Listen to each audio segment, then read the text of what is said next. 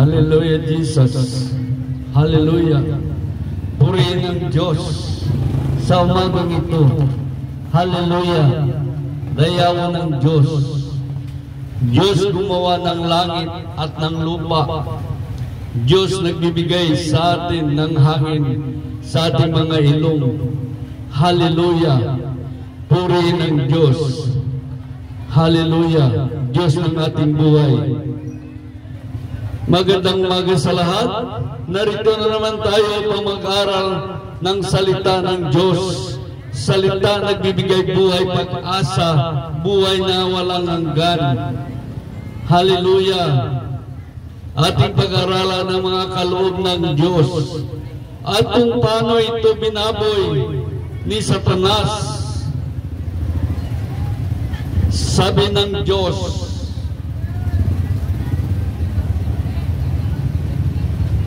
nakita natin kung paano ito binaboy ni Satanas ang salita ng Diyos.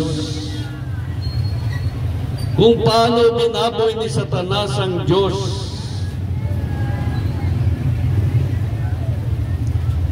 Ito ating pag-aralan. Ang mga tao ay may tatak ng Espiritu ng Diyos. Ang tatak na ito ay isang tanda ng pagliligtas ng Diyos. Ngunit ang kaloob ng Espiritu Santo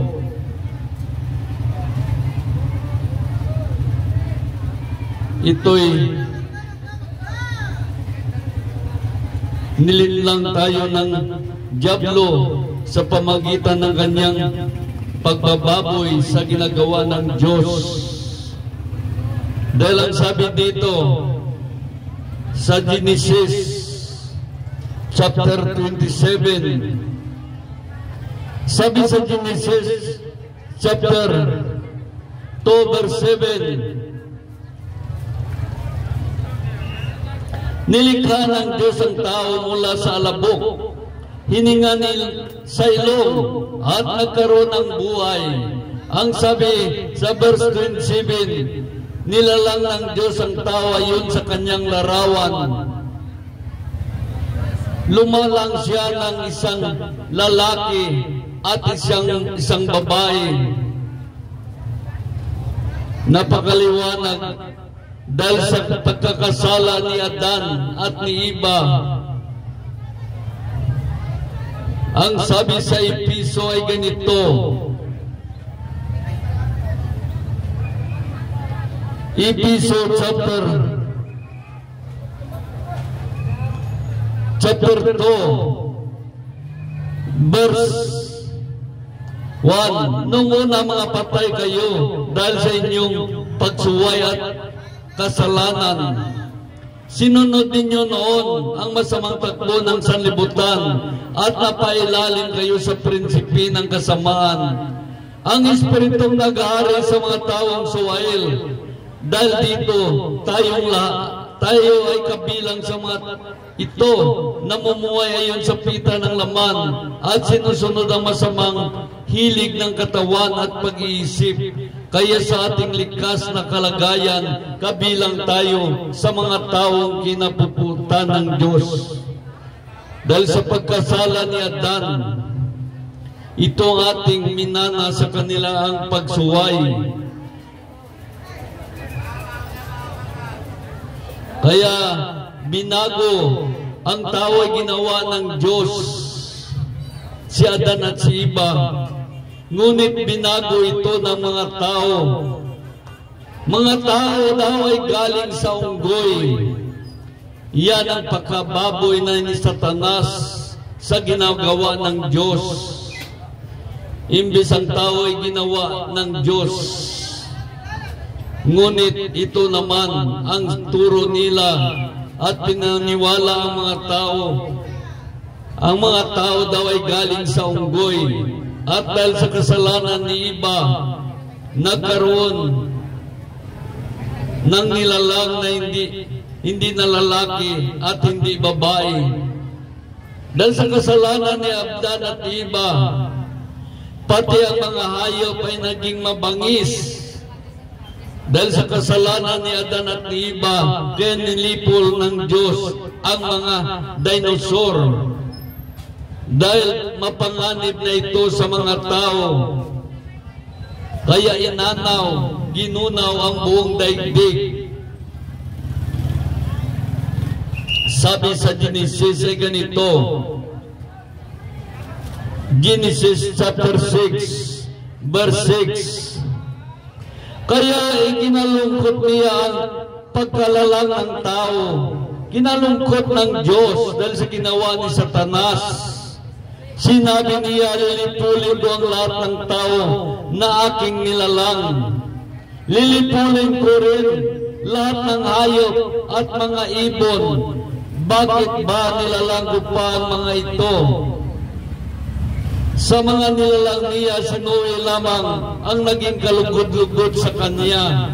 Kaya sabi dito sa verse 9, napakabuting tao si Noe, siya lamang ang natitirang matuwid na sa ng panahong iyon, palibhasa na mamuhay kasama ng Diyos. Sabi sa verse 11, maliban kay Noe, ang lahat ng tao masasama at laganat ng kasamaan kahit saan.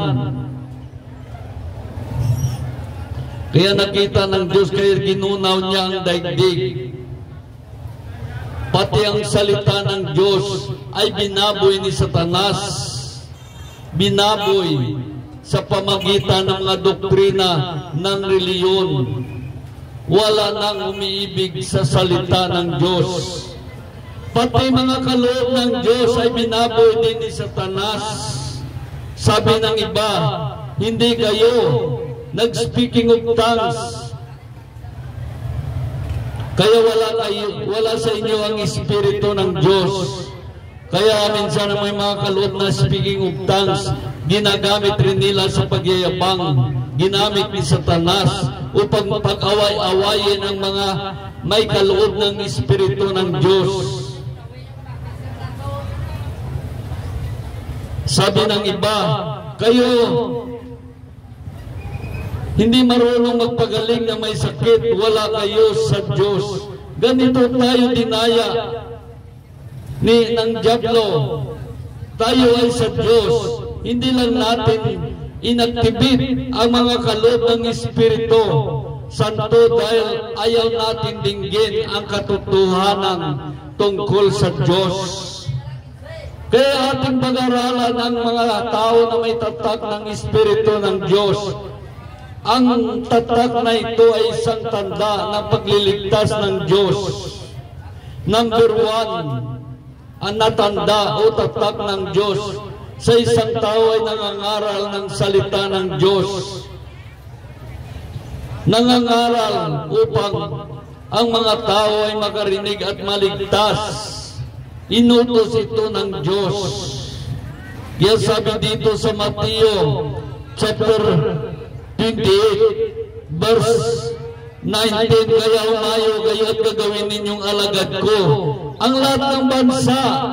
Bautismuhan ninyo sa pangalan ng Ama, ng Anak at ng Espiritu Santo, at turuan sa lahat ng inuutos ko sa inyo.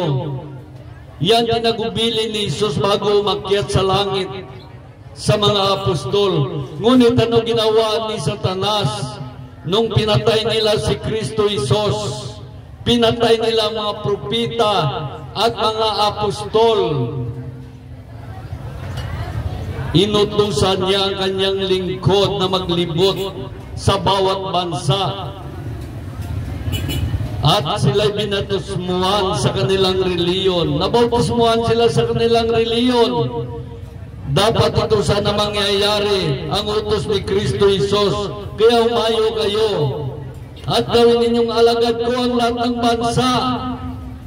Gagawin ninyong mga alagad ng Diyos ang lahat ng bansa. Ngunit ang nangyari, inunahan siya ni Satanas, ginawa niyang alagad ang mga tao ng reliyon, hindi alagad ng Diyos. Kaya napakalinaw, tinuruan sila ng mga doktrina ng reliyon. at pinasunod sa reliyon. Hindi natuloy ang Diyos ang kanilang sinunod, kundi ang reliyon. Ganon ang pagbaboy ni Satanas, pati sa salita ng Diyos, pati sa kaloob ng Diyos. Ganon ang pagbaboy ni Satanas. Kagyo naman ang ating pinaglalaban kung paano ni Satanas sirain ang mga plano ng Diyos sa ating buhay. Kaya sabi dito sa verse 20, Mateo, ito inuutos ng Diyos. Mateo chapter 28 verse 19, kaya umayo kayo at gagawin ninyong alagad ko ang lahat ng bansa. Bautismuhan ninyo sa pangalan ng Ama, ng Anak at ng Espiritu Santo, at turuan sumunod sa lahat ng pinag-utos ko sa inyo. Kaya inutos ito ng Diyos dahil kailangan mapahayag ang salita ng Diyos. Salita na bibigay buhay, pag-asa, buhay na walang hanggan. Dahil kapag mapahayag ng salita ng Diyos, darating ng wakas. Kaya nais ng Diyos ipahayag ang kanyang salita.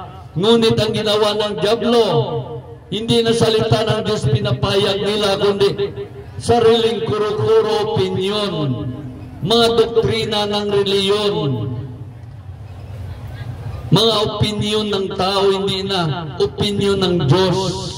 Dahil sabi dito sa Mateo chapter 24 verse 14, at ipangaral sa buong sanlibutan ang mabuting balita tungkol sa paghahari ng Diyos, upang ito'y makilala ng lahat ng bansa sa kadarating ang wakas. Paano kapag dumating ng wakas, dinaya tayo ng dyablo? Tinuruan tayo ng mga doktrina lamang ng reliyon na akala natin ito'y salita ng Diyos, ngunit hindi pala. Kaya nadaya tayo. Dahil sabi dito sa Marcos chapter 7, verse 7, papuring pagsambang ginawa nila ay walang kabuluhan. Ang utos ng tao ay tinuturo, utos ng may kapal. Napakaliwanag ang utos ng tao ay tinuturo, utos ng may kapal. Sabi sa verse, niwala na buluhan ninyo ang utos ng Diyos at sinusunod ninyo ang turo ng tao. Dahil ito ginawa ni Satanas, dinaya tayo. Yan ay hindi alam ng mga tao dahil hindi sila nagbabasa ng banal na aklat. Sabi sa verse 9, sinabi pa ni Jesus, husay ng paraan ninyo sa pagpawalang bisa sa utos ng Diyos. Masunod lamang ninyo ang mga turong minana ninyo. Sinunod lamang ninyo ang mga turong minana ninyo sa inyong mga reliyon, ang mga doktrina ng reliyon. Yun ang ating sinusunod. Kaya niwalang kabuluhan natin ang salita ng Diyos. At sa ating generasyon ang mga tao na sanay na sa doktrina ng reliyon. Kaya tumitindig ang kanilang balahibo pag makarinig ng salita ng Diyos. Sabi ni Satanas, di ba uuwi? Uwi yan. Di ba? Yan. Dinaya tayo ni Satanas. Dahil ang sabi naman sa Marcos chapter 16, verse 15, at sinabi ni Jesus sa kanila, umayo kayo sa buong sanlibutan at ipangaral ninyo ang lahat. Pangaral ninyo sa lahat ang mabuting balita. Ano ang pinangaral nila? Hindi mabuting balita ang salita ng Diyos, kundi doktrina ng reliyon ng kanilang pinamalita sa mga tao. Kaya si Satanas pumasok sa reliyon sa pamagitan ng mga doktrina ng reliyon. Kaya iba't ibang reliyon, iba't ibang doktrina. Kaya kapwa-kapwa sila hindi magkaunawaan. Sila ay nag-aaway na saan ang pag-ibig ng Diyos sa kanila. Kung sila sa Diyos, dapat sana nagkaunawaan, sila nagmamahalan. Ngunit hindi. Sila nag-aaway, nagbibintangan, Nasabi kami ang totoo, kayo hindi. Ngunit ang nagsasabi na kami ang totoo, kayo hindi, pareho din pala sila hindi totoo. Dahil maliwanag ang sabi sa Marcos chapter 16, verse 15, at sinabi ni Jesus sa kanila, umayo kayo sa buong sanlibutan at ipangaral ninyo sa lahat ng bansa ang mabuting balita. Sabi sa verse 16, ang sumampalataya ay mabautismuhan ay maliligtas, ngunit ang hindi sumampalataya ay paparusahan. Napakaliwanag. Yan ang sabi ng Diyos na hindi tinuturo sa atin ng reliyon. Dahil ang sabi naman dito sa Lucas chapter 24 verse 47, sa kanyang pangalan ang pagsisisi at kapatawaran ng mga kasalanan ay dapat ipangaral sa lahat ng bansa, magmula sa Jerusalem hanggang sa dulo ng daigdig. Kayo ang mga saksi ko sa mga bagay na ito. Tayo ang mga saksi sa mga bagay na ito dahil pinangaral natin ang mabuting balita tungkol sa paghahari ng Diyos. Ngunit ang mga reliyon ay nangangaral sila tungkol sa kanilang paghahari sa daigdig na ito, na sila ang maghahari, hindi paghahari ng Diyos, kundi paghahari ng reliyon. Kaya darating ang panahon, magkaroon ng one world religion. Yan ay kay Satanas na yan. Lahat na reliyon ay itipunin ni Satanas upang maglingkod sa kanya. Dahil sabi sa mga gawa ay ganito,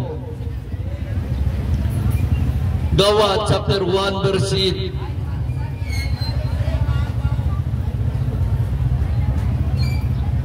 dahil maliwanag naman sabi sa Lucas,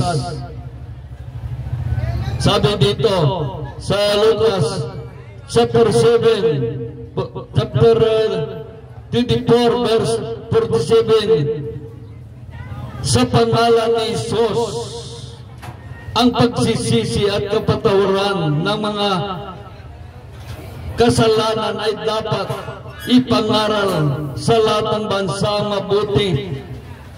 ang mabuting balita, magmula sa Jerusalem hanggang sa dulo ng daigdig, at kayo maging saksi sa mga bagay na ito.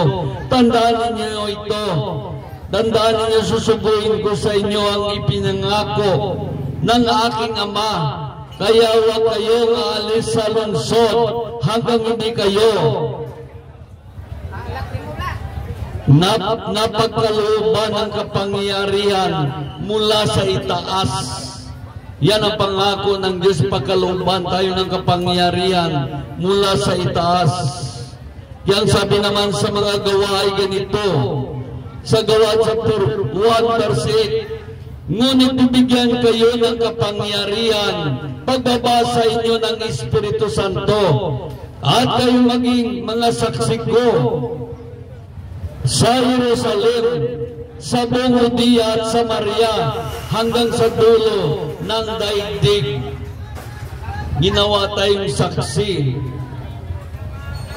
Kaya ang sabi naman dito sa mga gawa, dahil pumasok na si Satanas sa puso ng tao, kaya minsan ang mga kapangyarihan ng Diyos, kapangyarihan ng Espiritu Santo, ay nais na nila sana gagamitin para sa kanilang sarili lamang, para sa sarili nilang hangarin. Kaya ang sabi dito sa Gawa chapter 13 ay ganito, verse 4 to 5, kaya bumaba sa Silisia si Bernabe at si Saulo na sinugo ng Espiritu, at buhat doon naglayag patungo Sipre, nang dumating sila sa Salamina, ipiniyag nila ang salita ng Diyos sa mga sinaguga ng mga Hudyo roon, kasama nila si Juan Marcos bilang katulong. Sabi sa verse 6, nilibot nila ang buong pulo hanggang sa Pamos. Natagpuan nila ang isang salamangkiro, Hudyo na nagpapanggap na propita. May nagpapanggap na propita na isang Hudyo. Barisos ang kanyang pangalan. Sabi sa verse 7, siya ay kasama ni Gobernador Sergio Paulo, isang lalaking matalino. Ipinatawag ng gobernador si Bernabe at Saulo na tinatawag na Pablo sapagkat ibig niyang mapakinggan ang salita ng Diyos. Sabi sa verse 8, ngunit sinalangsang sila ng salamangkirong si Elmas. Ito ang kanyang pangalan sa wikang Grigo upang huwag sumampalataya ang gobernador. Sabi sa verse 9, napuspos ng Espiritu Santo si Saulo na tinatawag na Pablo. Tinitigan niya si Elmas at sinabi ng ganito, ikaw anak ng Diablo, kaway ka ng lahat ng mabuti, tigib ka ng pandaraya at kasamaan. Bakit lagi mong pinipilipit ang katotohanan tungkol sa Panginoon? Ngayon paparusahan ka niya, mabubulag ka ng matagal. Pagdakay naramdaman ni Elmas na waring tinakpan ng maitim na ulap ang kanyang mga mata at siya'y nag-apuhap ng nagpapaakay sa kanya. Kaya nabulag siya dahil masama ang kanyang hangarin. Nais niyang hadlangan ang Espiritu ng Diyos.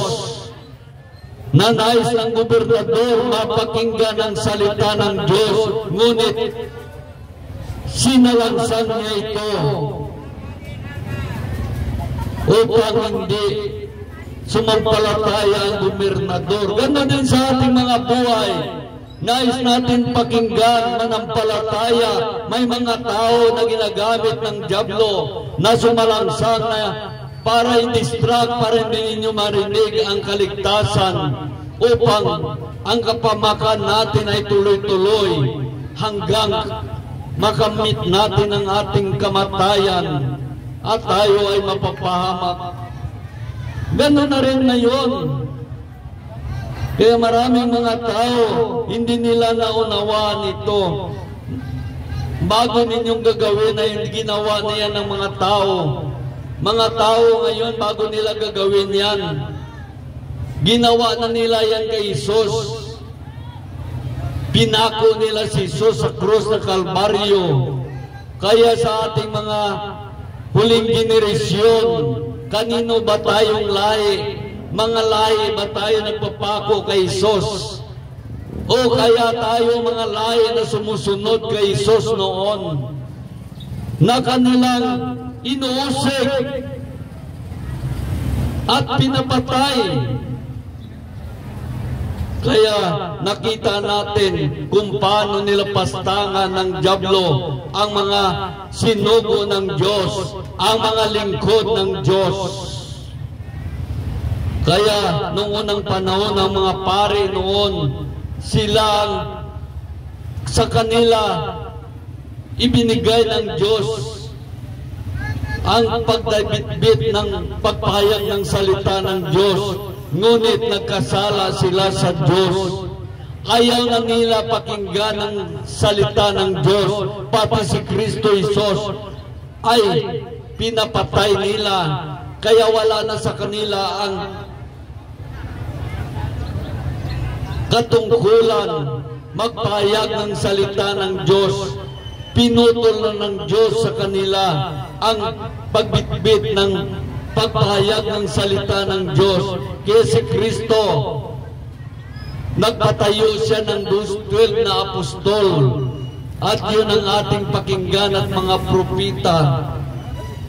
At sa pagtayo ng 12 na apostol, naghirang uli si Kristo ng mga binigyan ng mga kaloob ang mga tao na ito. Sabi dito sa Efeso chapter 4 verse 7, ang bawat isa sa atin ibinigyan ng tanging kaloob ayon sa sukat na ibinigay ni Kristo Isos.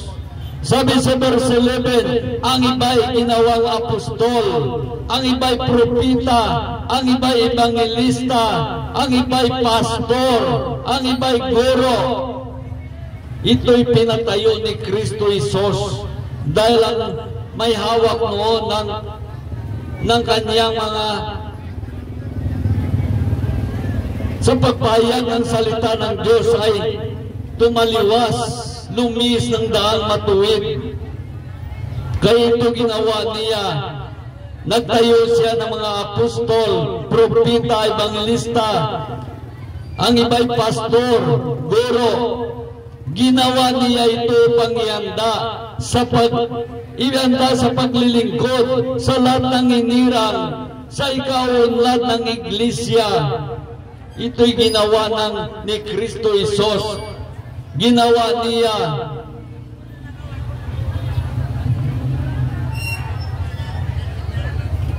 Ginawa niya ito ihanda sa ikaunlad ng kanyang iglesia. Ginawa niya ito upang ihanda sa paglilingkod sa lahat ng hinirang sa ikaunlad ng iglesia. Kaya hindi natin nasubaybayan. Kaya dapat nagbabasa tayo ng Biblia. Marami na ngayon na sa Old Testament na binago ni Kristo Isos. Dahil sa Old Testament hindi naman sinunod ng mga tao, kaya binago niya ito, ang mga kasulatan. Kaya ito ng final, sinabi na ng Diyos, ng anak ng Diyos, kung ano ang dapat nating gagawin. Dahil ang mga tagasunod niya noon ay lumiis ng landas. Sila'y nagpakasama. Dahil sabi dito sa Malakias chapter 2, subalit lumis kayo ng daang matuwid, kayo mga kaparian, dahil sa inyong mga turo marami ang nabubulid sa kasamaan, marami ang nabubulid. Kaya nagpatayo ang Diyos, nagpatayo si Kristo Isos ng mga tao, binigyan niya ng kaloob.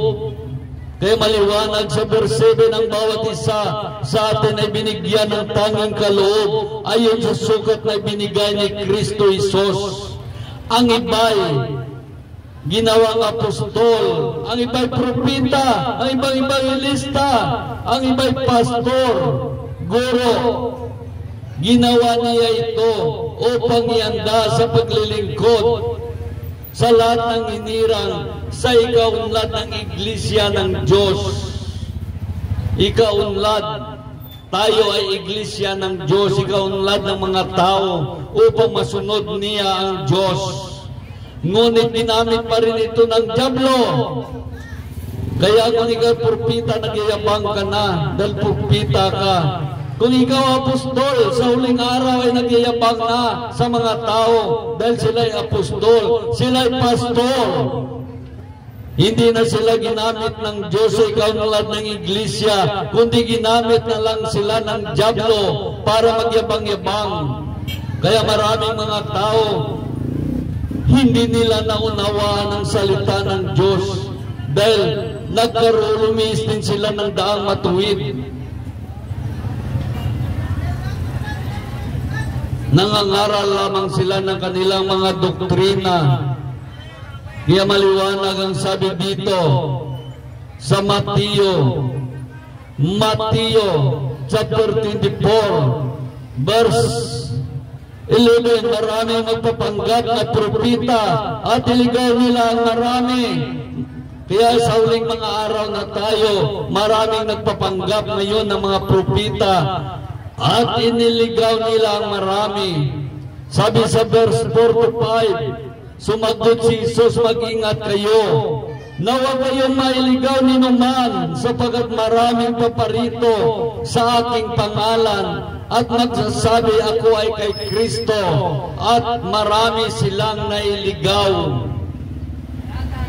Makilala mo yan, ang mga antikristo na pinatayo ng reliyon. Yan ang mga antikristo, sila mga pinatayo lamang ng reliyon. Kaya sabi, hindi yan sila pinatayo ng Diyos. Kaya sabi dito sa 2 Pedro chapter 2 verse 1, nung una lumitaw sa Israel ang bulaang propita, at sa inyo naman lilitaw ang mga bulaang guro, gagamit sila ng katusuan sa pagtuturo sa mga aral na nagkakasira ng inyong panampalataya. Itakwin nila ang Panginoon na nagligtas sa kanila.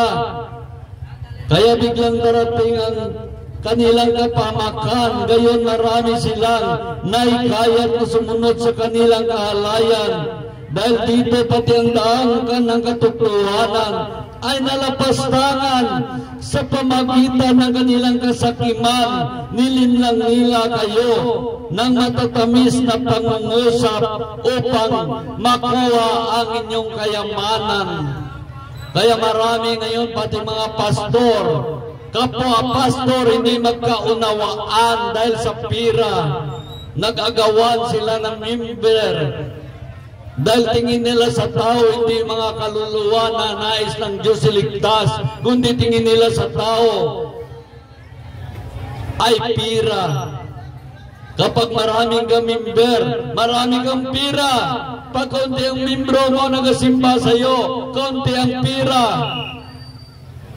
Yan, pumasok ng dyablo sa kanilang puso. Hindi na sa puso nila ang hangarin na iligtas ang tao, ang kaluluwa ng tao na nais ng Diyos iligtas, kundi pira na lang. Kaya minsan nag-away-away sila dahil sa pira.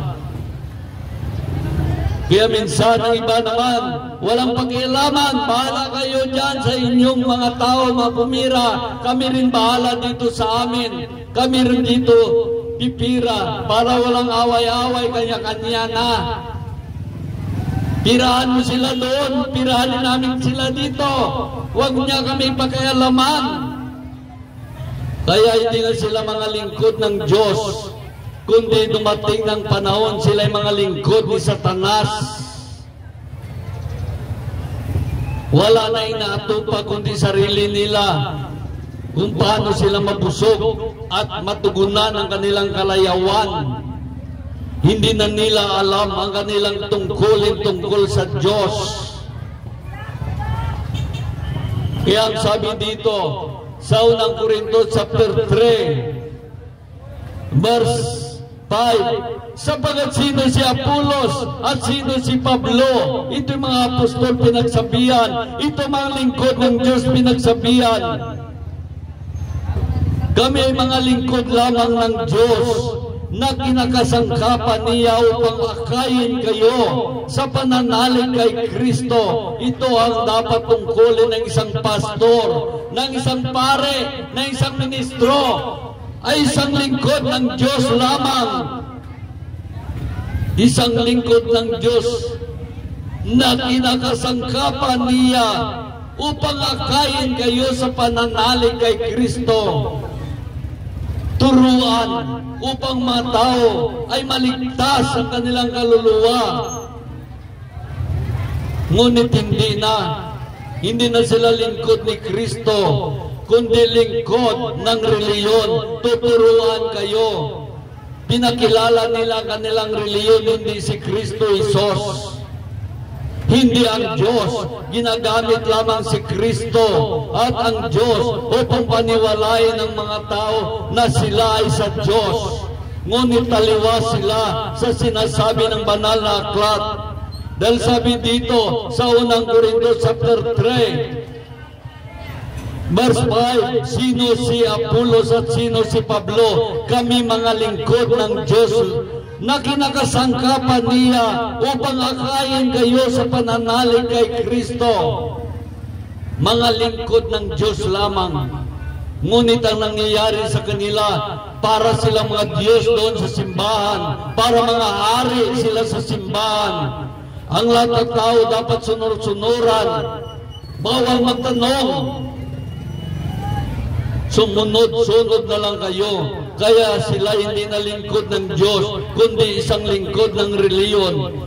Kailangan sumunod-sunod lang kayo. Dahil kung sunod-sunuran kayo sa reliyon, madali kayo mainto, madali kayong mapagpirahan, madali kayong paniwalain at magpasunod sa kanilang mga doktrina. Ngunit hindi doktrina ng Diyos. Dito pumasok na si Satanas. Imbis lingkod na ng reliyon, hindi na. Sila'y lingkod na ni Satanas. Ang mga Parisiyo noon, sila na ngayon ang mga Parisiyo sa mga huling araw. Sila na mga paraon noon nung itong mga huling araw. Makita mo sa buhay nila sila mga Parisiyo, sila mga paraon. Hindi na nila ginawa ang gawain na tinanggap nila sa Panginoon. Dahil ang sabi dito kami ay lingkod, ay mga lingkod lamang ng Diyos na kinakasangkapan niya upang akayin kayo sa pananalig kay Kristo. Sabi dito, ginawa ng bawat isang gawain tinanggap niya sa Panginoon. Sabi sa verse 6, ako ang nagtanim, si Apolos ang nagdilig, ngunit ang Diyos ang nagpapatubo at magpapalago. Kinais ng Diyos. Ang ating tungkulin ay akayin ng mga tao sa pananalig kay Kristo upang sila'y maligtas. Hindi akayin ng mga tao papunta sa reliyon. Akayin ng mga tao, ito ang misyon na malingkod ng Diyos. Kami mga lingkod ng Diyos lamang. Kinakasangkapan niya upang akayin kayo sa pananalig kay Kristo. Ginawa ng bawat isang gawain tinanggap niya sa Panginoon. Ako ang nagtanim, si Apolos ang nagdilig, ngunit ang Diyos ang nagpapatubo at nagpapalago. Kaya dapat kayong mga reliyon, naunawaan nyo ito.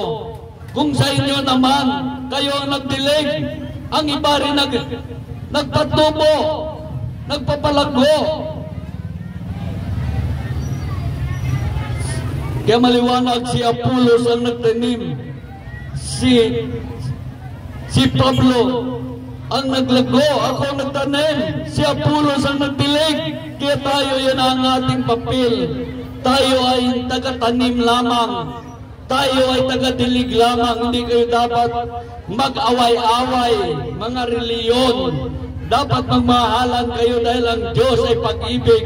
Dapat ipakita nyo sa inyong buhay na ang Diyos ay naroon sa inyo. Kapwa kayo nagmamahalan, nag-ibigan, ngunit ano nangyayari? Nag-away-away kayo at palabasin nyo, kami ang tama, kami ang gusto, kami ang maligtas.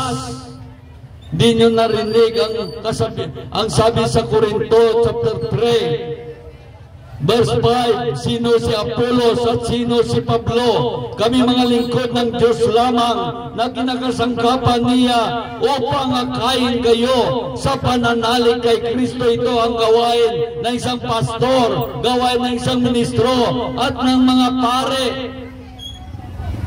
Sabi dito, ako ang nagtanim, si Apolos ang nagdilig, ngunit ang Diyos ang nagpapatubo at nagpapalago. Kung ganito kasana kayo, ginawa ng bawat isang gawain, tinanggap niya sa Panginoon. Kung ganito kayo, hindi kayo nag-away-away at makita ng mga tao ang pag-ibig ng Diyos sa inyong mga puso. Ngunit ano nakita ng mga tao? Kayo para mga anak ni Satanas, na kayo nag-away-away na wala sa inyo ang pag-ibig ng Diyos, pag-ibig ni Kristo Isos. Napakaliwanag minsan gawali ka, ginawa mong katotohanan upang masunod mo ang Diyos, ikaw pa para mali. Dahil napusis ang mga tao ng mga doktrina ng reliyon. At sabi pa ng pastor, sinabi ng ministro, sinabi ng mga pare, huwag kayong maniwala sa kanila. Huwag kayong maniwala sa kanila. Kami 10 taon kami nag-aaral. O ngayon, ano ang naturo nyo sa tao dahil 10 taon kayo nag-aaral? Kami nag-aaral sa Bible School. O ngayon nag-aaral kayo sa Bible School. Ano tinuro nyo sa tao? Di ba reliyon? Doktrina ng reliyon ninyo. Sundin kayo ang reliyon nyo para mapagpiraan nyo ang tao. Kaya kung hindi ka nagbabasa ng Biblia, tiyak mailigaw ka ng mga ito dahil ang sabi dito sa Mateo chapter 24 sa verse 11, maraming mapapanggap na propita at ililigaw nila ang marami. Sabi ni Jesus sa Mateo chapter 24 verse 3, verse 4 to 5, sumagot si Jesus, mag-ingat kayo na huwag kayong mailigaw ni numan, sapagat maraming paparito sa aking pangalan at magsasabi, ako ay kay Kristo, at maraming sila iniligaw. Maraming mga tao ngayon nangangaral kay Kristo, ngunit ang totoo, doon kayo pinapunta sa reliyon nila. Dapat kung kay Kristo kayo nangangaral, papuntahin mo ang tao kay Kristo at sa Diyos, hindi sa reliyon. Kayo mga lingkod ng Diyos lamang ang kinakasangkapan niya upang akayin ng mga tao sa pananalig kay Kristo. Ako ang nagtatim, si Apolos ang nagdilig, ngunit ang Diyos ang nagpapatubo at nagpapalago. Hindi ninyo na laman ito, kaya dinadaya ninyo ang mga tao at iniligaw dahil sa kulang ng kanilang kaalaman. Kaya kita may mga tao, may mga reliyon, bawal magbasa ng Biblia. Bakit? Bawal magbasa ng Biblia para gawin kayong mangmang, walang alam sa salita ng Diyos, para maging sunur-sunuran na lang kayo sa kanila. Kung ano gusto nila, sundin ninyo hanggang ubusin niya. Hos ang inyong bulsa. Pira ang dulo, pagpiraan kayo. Dahil ang mga lingkod ng Diyos, ito yung sinasabi ng Diyos. Sa Marcos, ito ang mga tunay na lingkod ng Diyos. Sabi dito, makinig kayo, itong sabi ni Jesus sa kanyang mga alagad, sa mga sumusunod sa kanya, ang nais maging lingkod ng Diyos. Sabi sa Marcos chapter 8 verse 34, pinalapit ni Jesus ang mga tao, pati ang kanyang mga alagad, at sinasabi, kung ibig ninuman sumunod sa akin, pasalimutin niya ang ukol sa kanyang sarili. Kung ibig ninuman sumunod sa akin, limutin niya ang ukol sa kanyang sarili. Pasanin ang kanyang cross at sumunod sa akin. Yan ang gusto ng Diyos. Pasanin mo ang iyong cross at sumunod sa Diyos. Huwag sumunod sa reliyon. Sa Diyos ka sumunod. Kaya sinabi dito sa Ikalawang Timothy chapter 4 verse 5, kaya magiging mapagpigil ka sa lahat ng oras. Pagtiisan mo ang kahirapan dumarating sa iyo. Gampanan mo ang tungkulin ng isang mangangaral ng mabuting balita. Tupin mo ang iyong tungkulin bilang tagapaglingkod ng Diyos. Sabi niya, makapagpigil ka sa iyong sarili dahil maraming mga lingkod ni Satanas umaatake. Pag isa ng kahirapan dumarating sa iyo, kaya pinagtiisa ng mga lingkod ng Diyos ang mga kahirapan. Kahit walang sahod, walang pira, patuloy sinusunod ang Diyos at ipangaral ang mabuting balita tungkol kay Kristo Isos. Maraming mga kami noon nagawali, ngayon konti na lang kami. Bakit? Marami mga nakasama namin na magsama magwali, wala silang bigas. Pag-uwi tapos wali, walang bigas. Gutom ang mga anak kaya hindi sila tatagal. Abuti na lang ako, may pira ako. Ito'y ginagamit ko sarili kong pira upang matustusan ang aking mga pangailangan upang masunod ko ang Diyos. Napakahirap magwali ng 3 oras pagkatapos pag-uwi mo wala kang makain. Magwali ka sarili mong gastos. Ngunit atakihin ka pa ng mga kampo ng dyablo. Akala mo may binigay sa iyo na allowance mo, pagkain na akala mo pag-arian niya pa ang pagwawali mo. Nais ka paturuan, naipakilala ang kanyang reliyon. Hindi ako makareliyon. Ang aming pangangaral ito ay hindi isang reliyon, kundi kung paano makipagrelasyon sa Diyos, kung paano masunod si Kristo Isos, masunod mo ang Diyos upang maligtas ka. Ito'y pangangaral namin na isang kaligtasan ng inyong kaluluwa. Kaya ito ginawa namin, sabi ng Diyos sa mga lingkod niya, maging mapagpigil ka sa lahat ng oras. Pagtisan mo ang mga kahirapan dumarating sa iyo. Gampanan mo ang tungkulin ng isang mangangaral ng mabuting balita. Tupin mo ang iyong tungkulin bilang tagapaglingkod ng Diyos. Ito tungkulin ng isang mangangaral ng mabuting balita. I-share niya, iwali niya ang salita ng Diyos upang makilala ng lahat ng bansa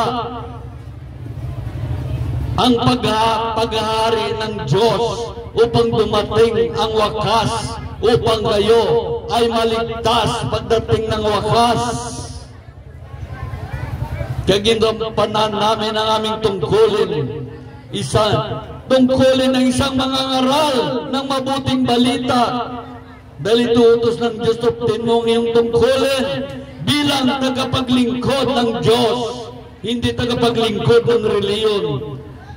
Ayaw ko maging tagapaglingkod ng reliyon. Ayaw kong gumaya sa kanila pagpirahan kayo.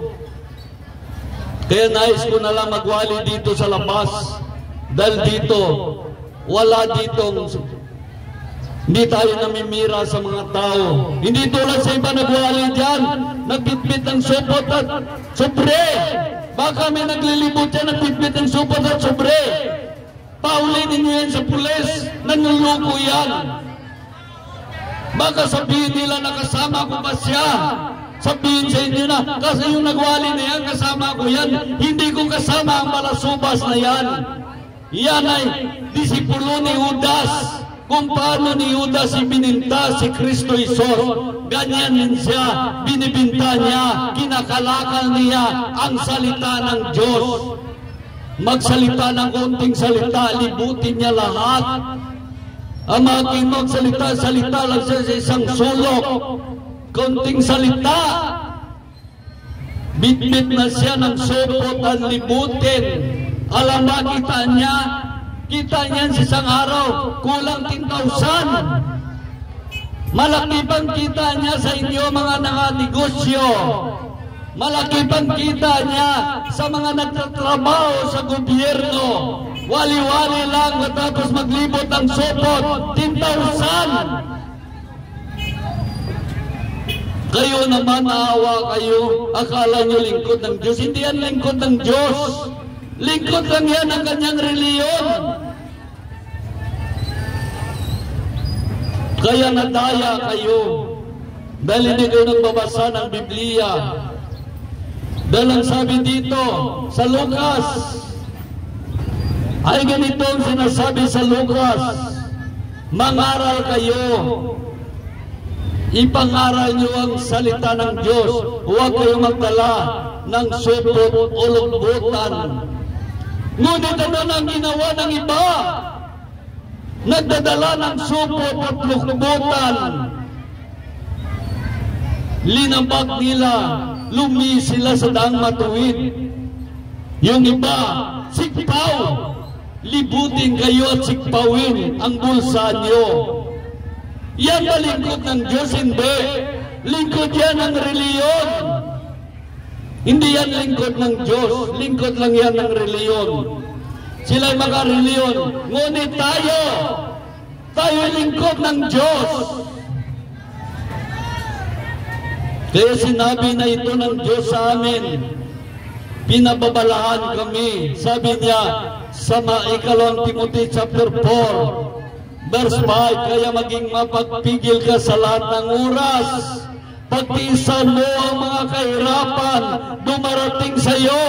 Gampanan mo ang tungkulin ng isang mangangaral ng mabuting balita. Tuptin mo ang iyong tungkulin bilang tagapaglingkod ng Diyos. Napakaliwanag. Kaya ating pag-aaralan ng mga kaloob ng Espiritu Santo.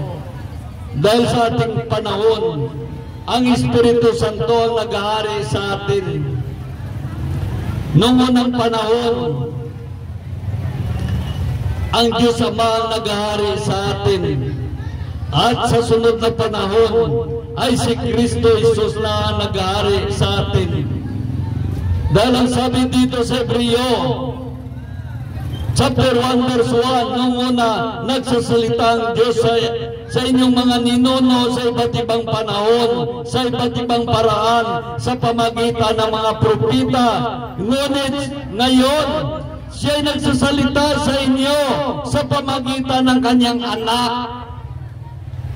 Nagsasalita siya sa pamagitan ng kanyang anak.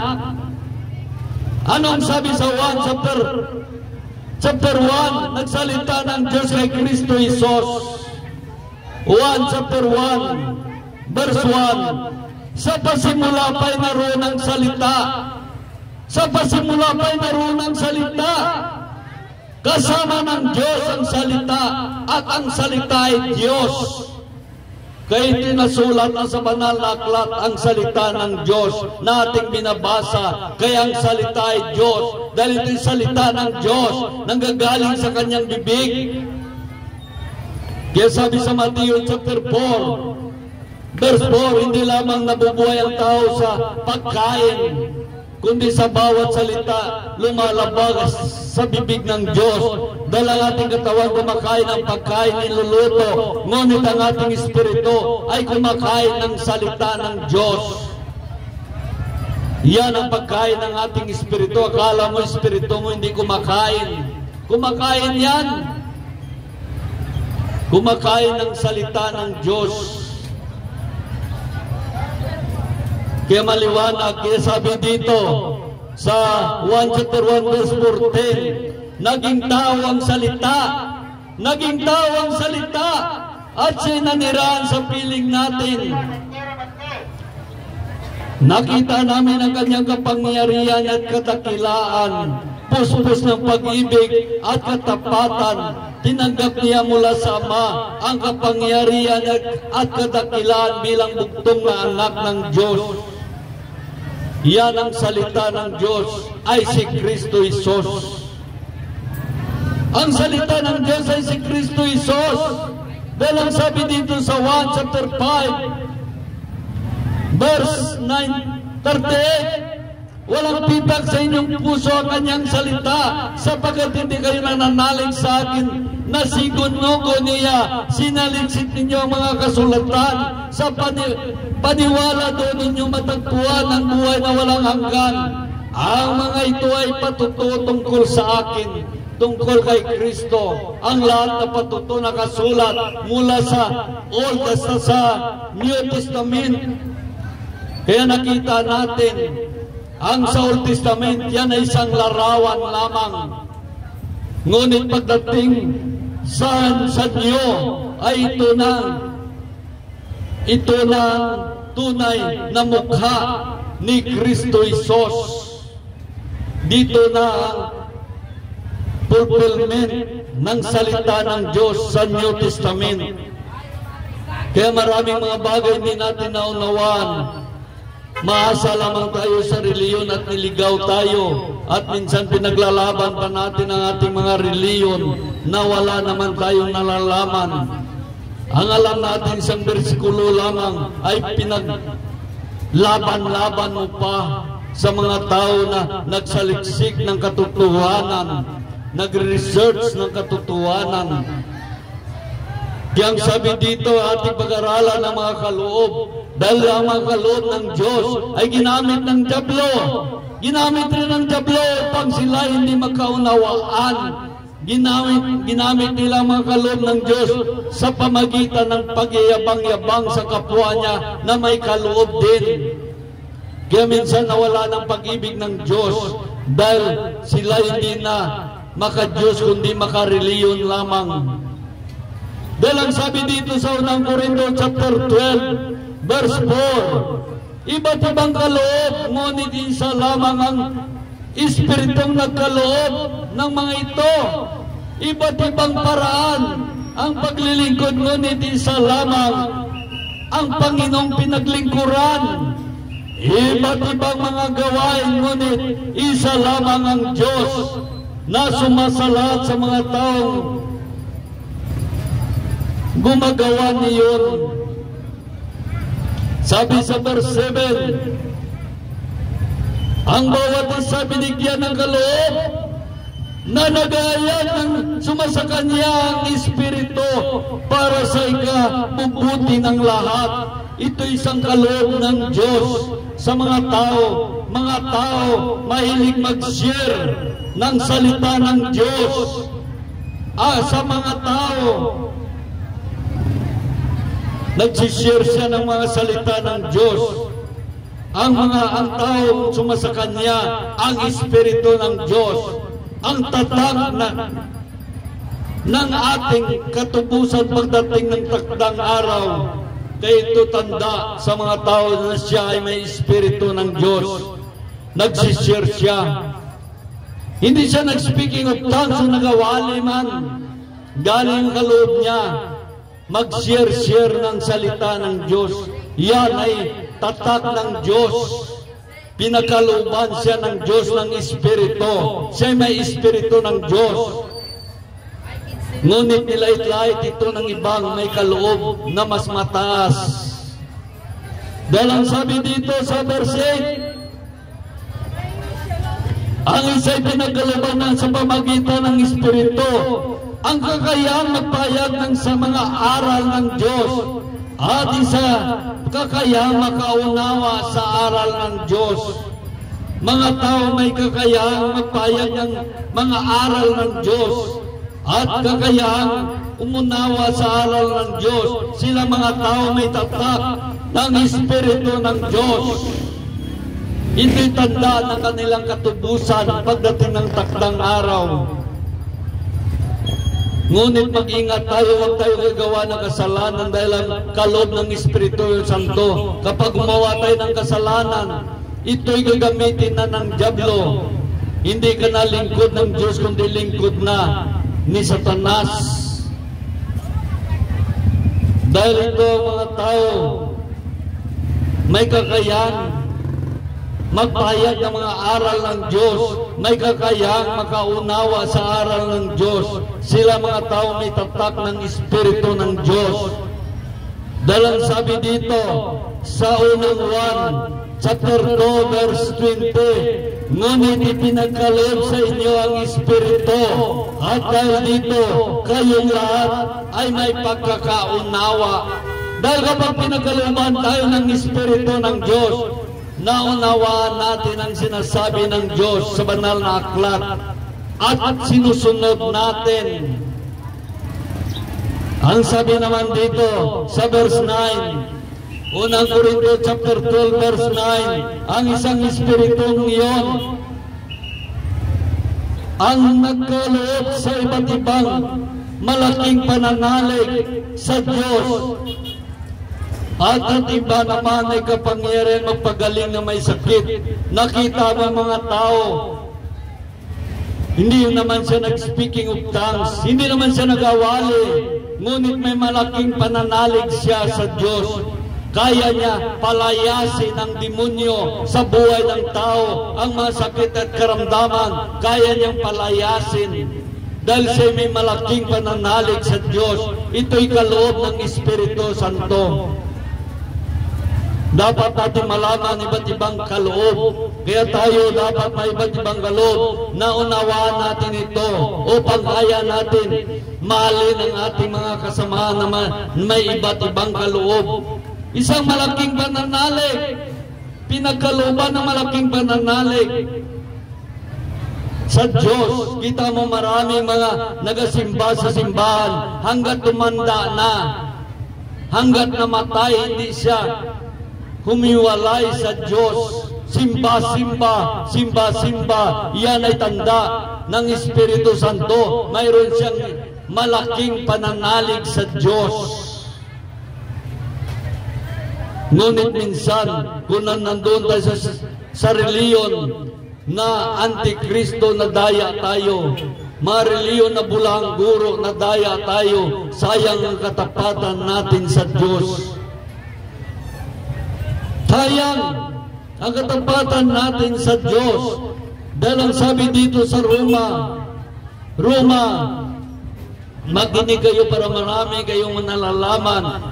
Roma chapter 10, verse 2, napatunayan sila'y nagsisikap na maging kalugod-lugod sa Diyos, subalit mali ang kanilang batayan. Sapagkat hindi nila nakilala ang papawalang sala na kaloob ng Diyos at nagsisikap sila magpatayo ng sariling pamaraan, salit sundin ang pamaraan ng Diyos, ang Biblia, ang salita ng Diyos. Marami dyan nagaugod-ugod na simba-simba, ngunit kumali ang ating batayan. Sayang, imbis papuntang langit, iba ang ating daan, papuntang impyerno pala, dahil mali ang ating batayan, sapagkat hindi nila nakilala ang pagbawalang sala na kaloob ng Diyos at nagsikap sila magpatayo ng sariling pamaraan at salit na sundin ang pamaraan ng Diyos, ang Biblia. Kaya napatunayan kung sila'y nagsisikap na maging kalugod-lugod sa Diyos, subalit mali ang kanilang batayan. Mali. Ibig sabihin kung mali ang batayan mo, hindi tama yan. Paano masabi tama ang dinaanan mo puntang langit? Dahil mali nga ang dinaanan mo. Ibig sabihin pag mali ang dinaanan mo, dalawang daanan lang, papuntang langit at impyerno. Kung mali ang dinaanan mo, papuntang langit, saan ka dumaan? Papuntang impyerno. Kaya napaganda ito sana. Sumaluto ako sa mga tao ng malaking pananalig sa Diyos. Sana naman magbasa kayo ng Biblia upang hindi kayo madaya ng dyablo. Magbasa kayo. Sayang yung malaking pananalig niyo sa Diyos. Doon lang pala kayo sa reliyon na nanalig, hindi sa Diyos. Sa reliyon lang pala kayo sumusunod, hindi sa Diyos. Kaya ang mga tao ng malaking pananalig, mayroon tatak ng Diyos sa kanya. Kaya niya magpalayas ng mga demonyo. Kaya niya magpagaling ng may sakit. Yan tatak ng Espiritu ng Diyos. Dahil ang sabi dito, kapag tayo may malaking pananalig, kaya natin ilipat ang bundok sa dagat. Ibig sabihin yan, ang demonyo kaya natin ipalayasin sa dagat, dahil doon sa dagat ang karian ni Satanas. Nandoon si Satanas, inilibing sa puso ng dagat. Kaya nandoon ang mga karian ng dyablo sa dagat. Kaya pwede mo mautusan ng bundok na lumayas ka sa dagat. Kaya ibig sabihin yun, malaking demonyo kaya mong palayasin sa dagat. mga demonyo na umatakit sa buhay mo, mga sakit at karamdaman, kaya mo palayasin. Dahil mayroon kang malaking pananalig. Tanda ng pagliligtas ng Diyos, tanda ng sumasakanya ang Espiritu ng Diyos upang mahayag ang kapangyarihan ng Diyos. Dahil ang sabi dito sa 1 chapter 9, sumagot si Jesus, pinanganak ang bulag na lalaking ito hindi dahil nagkasala siya o sa ang kanyang mga magulang, kundi upang mahayag ang kapangyarihan ng Diyos. Kaya minsan ang mga tao may masakit at karamdaman, pinahintulutan ng Diyos upang mahayag ang kanyang kapangyarihan. Panahon ni Pablo, ni Pedro, mga bulag nakakita, mga lumpo nakalakad, mga bingi nakarinig, lahat ng mga sakit at karamdaman na yan ay gawa ng dyablo, ay mapalayas mo sa pangalan ni Jesucristo, naming Panginoon. Kaya ito, ang malaking pananalig mo sa Diyos, gamitin mo. Kaya mo palayasin ang mga demonyo dahil yan ang kapangyarihan ng Espiritu Santo. Ipinagkaloob sa iyo, hindi mo lang kaalam dalhin, hindi mo lang alam kung ano ang iyong gagawin. Lahat tayo pinagkalooban ng Diyos dahil tayo mga anak ng Diyos. Tayo nananalig sa Diyos. Hindi mo lang alam kung paano mo i-activate ang kaloob ng Espiritu Santo, magpalayas ng mga sakit at karamdaman. Pag may malaking pananalig sa Diyos, kaya mo mapalayas ang mga demonyo sa katawan ng tao. Mga sakit at karamdaman, ito ay gawa ng dyablo sa ating buhay. Kaya mo palayasin dahil ikaw ay may anak ng Diyos. Hindi yan sa reliyon, kundi ikaw ay anak ng Diyos. Ikaw ay sumusunod sa Diyos. Dahil lahat naman tayo anak ng reliyon, ngunit sumuway tayo at gumawa ng kasalanan. Kaya imbis anak tayo ng Diyos, naging anak tayo ng dyablo. Imbis lingkod tayo ng Diyos, naging kampon tayo ng dyablo dahil sa paggawa natin ng kasalanan sa Diyos. Yan ang dahilan. Kaya sabi sa Lucas chapter 24 ay ganito. Ganito sinasabi sa Lucas chapter 24 verse 49. Tandaan ninyo, susuguin ko sa inyo ang ipinangako sa akin ng Ama. Kaya huwag kayong alis sa lungsod hanggang hindi kayo mapagkalooban ng kapangyarihan mula sa langit. Upang hindi, huwag kayong alis sa lungsod hanggang hindi kayo mapagkalooban ng kapangyarihan mula sa itaas. Napakaliwanag. Ang sabi naman sa Gawa ay ganito, chapter 1 verse 8, ngunit bibigyan ko kayo ng kapangyarihan pagbabasa inyo ng Espiritu Santo at kayo maging saksi ko sa Jerusalem at sa buong Judea at Samaria hanggang sa dulo ng daigdig.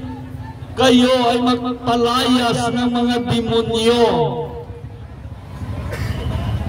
Yan kapag nasa Diyos ka.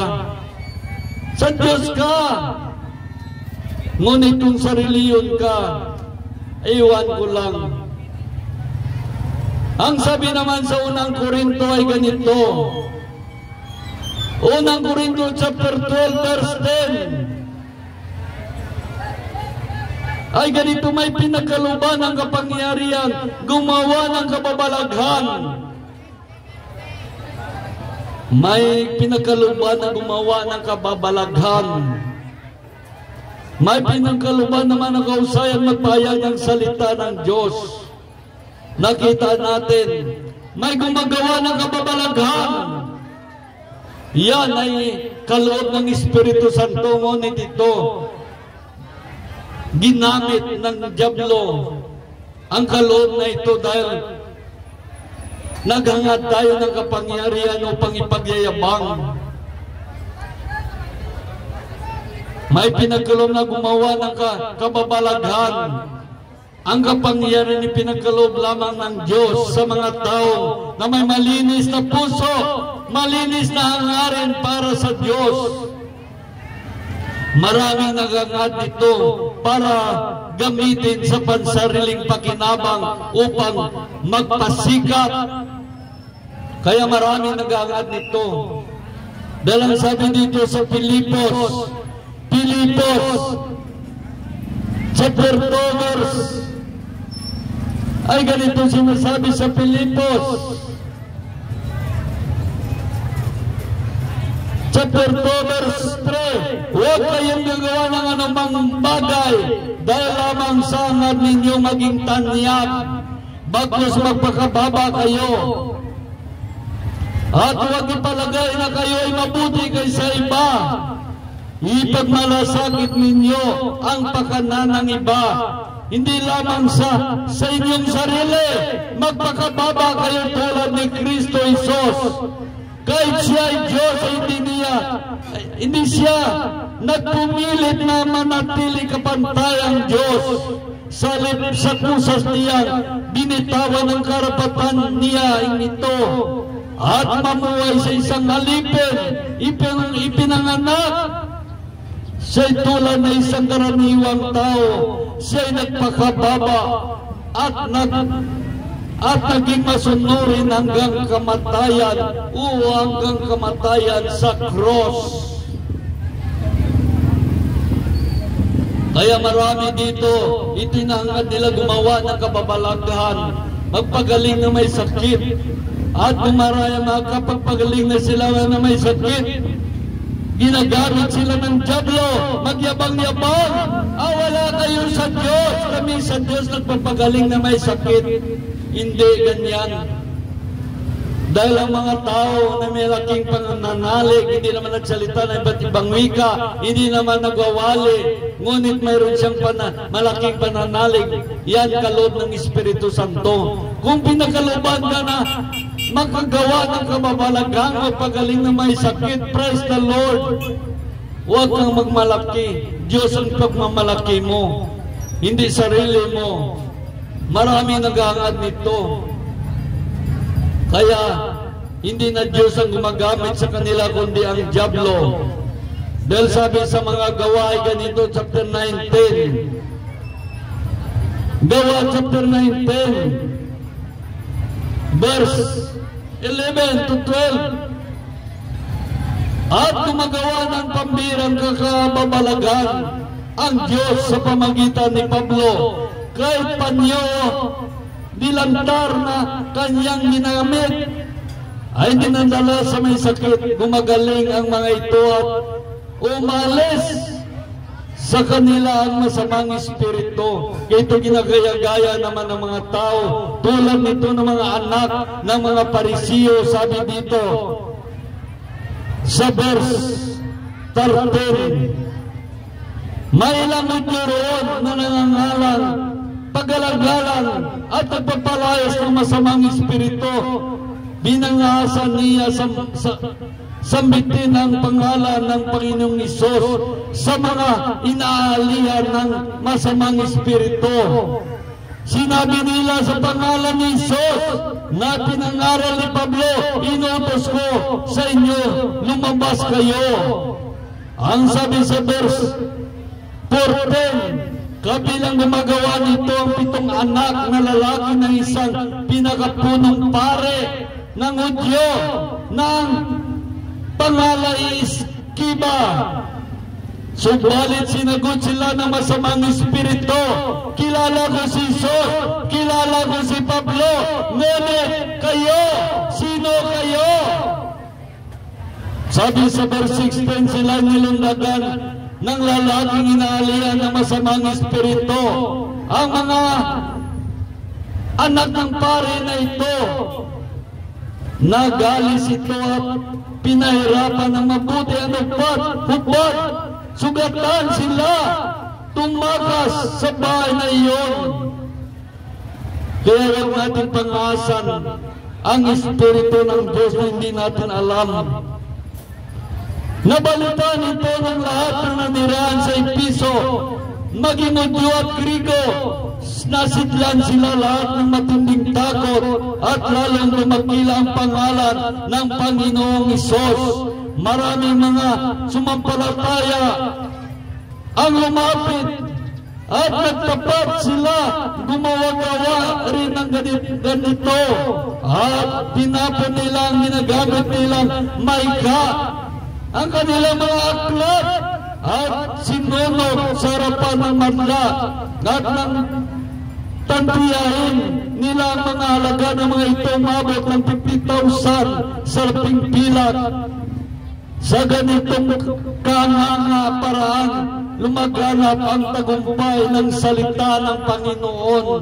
Kaya hindi natin pwede gaya-gayain ang salita ng Diyos para lang gamitin natin sa pansarili natin upang tayo kilalanin, upang magpasikat. Minsan marami naghangad ng kapangyarihan ng Diyos at alam ng Diyos ang kanilang layunin na ito ay gagamitin sa pagpasikat lamang. Kaya hindi ito pinagkaloob ng Diyos. Kahit paulit-ulit nilang hilingin ito sa Diyos, alam ng Diyos ang laman ng kanilang puso, ang kanilang minimitre na nais nilang maging sikat, maging tanyag. Kaya hindi ito binigay ng Diyos sa kanila dahil may masama silang hangarin. Kaya nakita ni Satanas ito, ang kanyang minimite, kaya pinagkaloob ito sa kanya ni Satanas. At akala niya Diyos ang nagbibigay ng kapangyarihan sa kanya. Hindi niya alam si Satanas ang nagbigay ng kapangyarihan sa kanya at pinaniwala na sa kasinungalingan. Kaya minsan, mapagaling ang may sakit, nagpapalayas ng mga demonyo, ginagamit na niya sa pagyabang-yabang. O kayo mga pastor dyan, hindi na nagpapalayas ng demonyo. Hindi kayo sa Diyos. Yun ang sabi niya. Kasi ginagamit na siya ng dyablo. Dahil mayroon na siyang kapangyarihan. Akala niya ito'y kapangyarihan ng Diyos. Hindi pala. Ito'y kapangyarihan ng dyablo. Kaya ginagagamit na niya sa paghamak sa kapwa niya. Sa kapwa niya, sumusunod sa Diyos. Yan sabi dito sa Tesalonica, sinabi dito sa ikalawang Tesalonica, chapter 9, lilitaw ang suwel na taglay ng kapangyarihan ni Satanas. Lilitaw ang suwel na taglay ng kapangyarihan ni Satanas. Kapangyarihan ni Satanas, gagawa siya ng lahat ng uri ng himala, nakalinlang na tanda ng kababalaghan, at gagamit siya ng lahat ng uri na pandaraya sa mga napapahamak, sa mga taong maligtas sana kung kanilang tinanggap at inibig ang katotohanan. Sapagkat hindi nila tinanggap ang katotohanan, ipinubaya sila ng Diyos na sila'y malinlang ng espiritu ng kamalian at paniwalain sa kasinungalingan, upang maparusahan ang lahat na pumili sa kasalanan, kasamaan, sa halip na tumanggap ng katotohanan. Napakaliwanag. Kaya minsan, namimiti sila magkaroon ng kapangyarihan. Hindi ito ibigay ng Diyos dahil alam ng Diyos. Kilala tayo ng Diyos. Alam ng Diyos ang laman ng ating puso. Nagagamitin natin ito sa pagyabang-yabang lamang. Kaya si Satanas nagbigay sa atin ng kapangyarihan upang paniwalain tayo sa kasinungalingan. Kaya minsan, malaman mo yan kapag nagyayabang-yabang na siya. Hindi na yan ang kapangyarihan galing sa Diyos, kundi kay Satanas. Kaya sabi sa Mateo chapter 24, verse 11, maraming magpapanggap na propita at iligaw nila ang marami. Maraming magpapanggap na propita. Kaya nais nila magkaroon ng kapangyarihan. para i-declare nila ang kanilang pangalan na isa silang propeta, nagpapagaling ng mga may sakit, nagpapalayas ng mga demonyo. Alam ng Diyos yan ang kanilang minimiti.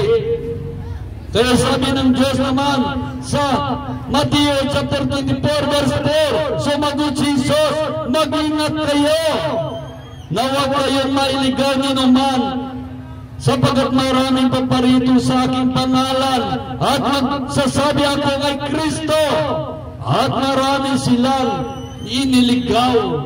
Maraming mga reliyon nagsasabi na ako kay Kristo, ngunit marami silang nailigaw. Napakaliwanag.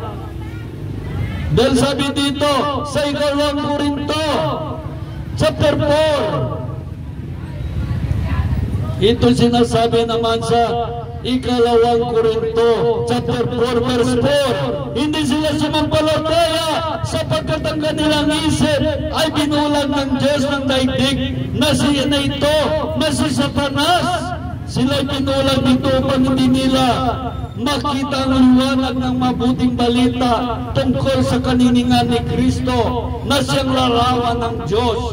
Napakaliwanag. Sila'y binulag ng dyablo.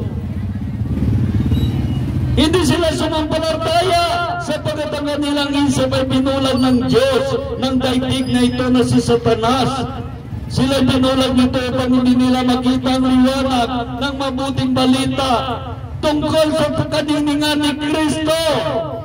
Hindi nila makita ang liwanag ng mabuting balita tungkol sa kaniningan ni Kristo na siyang liwanag ng Diyos. Kaya sinabi dito sa atin sa Matthew chapter 7 verse 21, hindi lahat tumatawag sa akin Panginoon, Panginoon ay papasok sa karyan ng langit, kundi yaon lamang sumusunod sa kalooban ng aking Amang nasa langit. Ang sumusunod lang sa kalooban ng aking Amang nasa langit. Sabi sa verse 22, pagdating ng huling araw, maraming magsasabi sa akin, Panginoon, Panginoon, nangaral po kami at nagpapalayas ng mga demonyo at gumawa ng kababalaghan sa iyong pangalan. Ito mga tao na ito nag-aangat ng kapangyarihan na magpagaling na may sakit. Hindi sila pinatulutan ng Diyos, pinagbigyan. Ngunit nakita ni Satanas, sila'y binigyan ni Satanas ng kapangyarihan upang magpalayas ng mga demonyo sa pagaling na may sakit. Kaya sabi dito, pagdating ng huling araw, maraming magsasabi sa akin, Panginoon, Panginoon, nangaral po kami at nagpapalayas ng mga demonyo at gumawa ng kababalaghan sa iyong pangalan. Hindi niya alam, dinadrama-dramahan lang siya ng dyablo upang paniwalain sa kasinungalingan. Kaya sabi sa verse 23, at sasabihin ko sa kanila, kailanman hindi ko kayo nakilala, lumayo kayo sa akin o paggawa ng masama. Ito mga tao, gumagawa ng masama sa Diyos. Pagdating ng huling araw, marami magsasabi sa akin, Panginoon, Panginoon, nangaral po kami at nagpapalayas ng mga demonyo at gumawa ng kababalaghan sa iyong pangalan. Hindi niya alam, dinadramahan siya ng demonyo upang paniwalain sa kasinungalingan. At sasabihin ko sa kanila, sabi sa verse 23, at sasabihin ko sa kanila, sabi ng Diyos, lumayo kayo sa akin, mapagawa ng masama. Kaya maraming mga tao gumagawa ng masama sa Diyos. Hindi nila pinangaral ang salita ng Diyos, kundi mas sinangat pa nila magkaroon sila ng kapangyarihan magpagaling na may sakit. Yan ang magpagaling na may sakit. Tanda lang yan. Inayag mo ang kapangyarihan ng Diyos. Ngunit ang kaligtasan dito sa salita ng Diyos. Ipayag mo ang kanyang salita. Salita na nagbibigay buhay, pag-asa, buhay na walang hanggan. Yan ang napakahalaga sa lahat, magpayagan ng salita ng Diyos. Kaya hindi lahat tumatawag Panginoon, Panginoon, makapasok sa karya ng langit. Sabi ng Diyos, lumayo kayo sa akin, mapagawa ng masama. Nakita natin, sila ang binabanggit ng banal na aklat. Ngunit ito, napakatigas ng kanilang ulo. Hinangad talaga nila, gusto ng mga kapangyarihan hindi naman ibigay ng Diyos sa kanila dahil gagamitin lang nila sa sariling hangarin nila. Gagamitin lamang nila sa pagpasikat, nagangad ng katanyagan. Kaya pag-aralan itong isang kaloob, sabi dito sa Corinto chapter 12 verse 12, sapagkat si Kristo tulad ng isang katawan na may maraming bahagi, bagamat pinubuhay ng iba't ibang bahagi, isa pa rin ang katawan. Tayo lahat ay naging Hudyo at Grigo, alipin man o malaya ay binautismuhan sa isang espiritu upang maging isang katawan. Tayo lahat ay pinainom sa isang espiritu. Pinainom sa isang espiritu. Ang katawan ay binubuo ng maraming bahagi at hindi isang bahagi lamang. Kung sasabihin ng paa, hindi ako kamay, hindi ako bahagi ng katawan. Hindi nga ba ito bahagi ng katawan? Hindi na nga ba ito bahagi ng katawan? Hindi ako mata, kaya hindi ako bahagi ng katawan.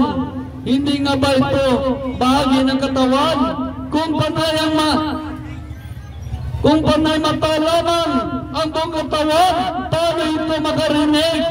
Kung panay tainga lamang, paano ang buong katawan, paano ito makaamoy? Subalit inilagay ng Diyos ang bawat bahagi ng katawan na iyon sa mabuti niya. Hindi itinuturing na katawan kung ito isang bahagi lamang. Ngunit ang totoo marami ang mga bahagi, ngunit isa lamang ang katawan. Kaya hindi makapagsabi ang mata, ang kamay, hindi kita kailangan. Ni ang ulo, sa paa, hindi ko kayo kailangan. Sa katunayan ng mga bahaging ito na mahina, na siya pang kailangan ang mga bagay ng katawan na inakala natin na hindi anong kapuri-puri ay pinagkukulan na higit na mahalaga. Ang mga bahagi hindi likas na maganda ang siyang naging pinapaganda. Hindi na ito kailangan gagawin ng mga bahagi sadyang maganda. Nang maayos na ng Diyos ang ating katawan, binigyan niya ng higit na karangalan ang mga bahagi hindi ganong marangal upang hindi magkakaroon ng inggitan at sa lupang lahat ay magsumakitan. Kung nasasaktan ang isang bahagi, nasasaktan ang lahat. Kung pinaparangalan ang isang bahagi, nagagalak ang lahat. Kayo nga, lahat ay isang katawan ni Kristo. Ang bawat isa'y bahagi nito. Sabi sa verse 28, naglagay ang Diyos sa iglesia, una ang mga apostol, ikalawa mga propeta, ikatlo ang mga guro, naglagay ng mga manggagawa, naglagay ng magagawa ng kababalaghan, nagpapagaling ng may sakit, mga tagatulong, mga tagapangasiwa, at mga nagsasalita ng iba't ibang wika. Ang sabi sa verse 29, hindi lahat ng apostol, propeta o guro, hindi lahat ay binigyan ng kakayahang gumawa ng kababalaghan, magpagaling ng may sakit, magsasalita ng iba't ibang wika, o magpaliwanag nito, napakaliwanag.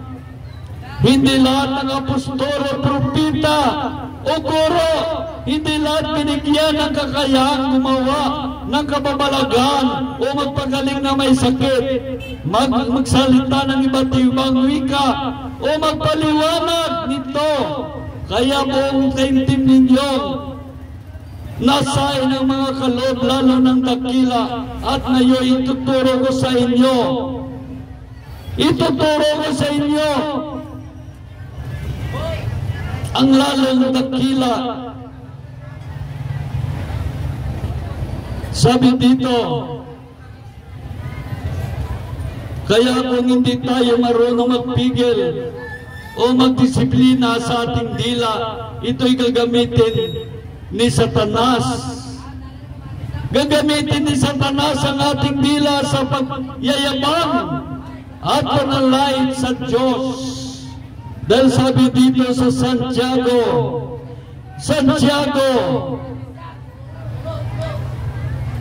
chapter 3 verse 1 ay ganito, mga kapatid, huwag na maghangad na maging guro ang marami sa inyo.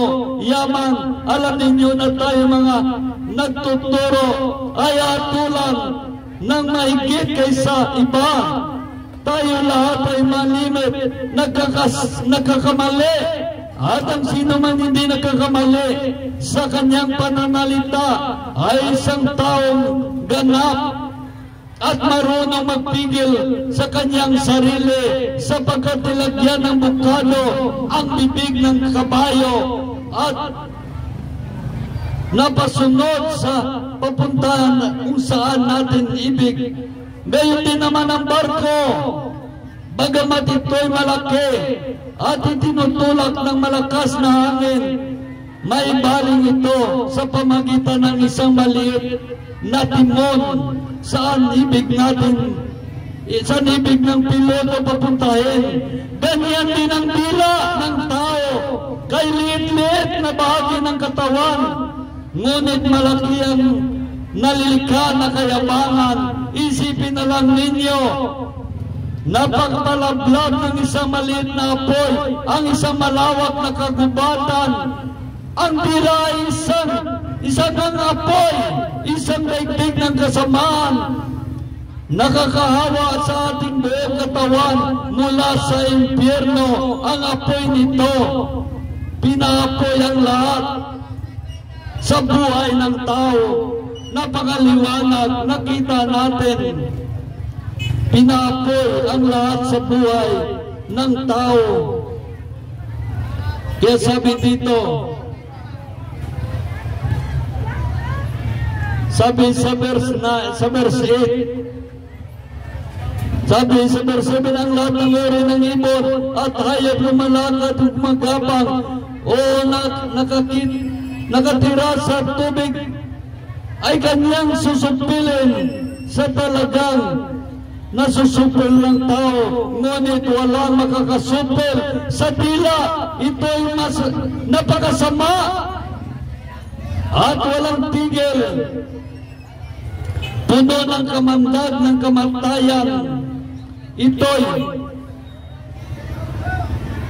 ang ginagamit natin sa pagpupuri sa Panginoon at Ama, at ito rin ang ginagamit natin sa pag-alimura sa mga tao na nilikha na kalarawan ng Diyos. Kaya napakaliwanag ito ginagamit. Kaya dapat tayo marunong magpigil sa ating dila. Unawain natin kung ano ang kaloob ng Diyos sa bawat isa sa atin. Dahil ang sabi dito, sinabi naman sa unang Korinto chapter 12 verse 10 ay ganito sinasabi sa unang Korinto chapter 12 verse 10.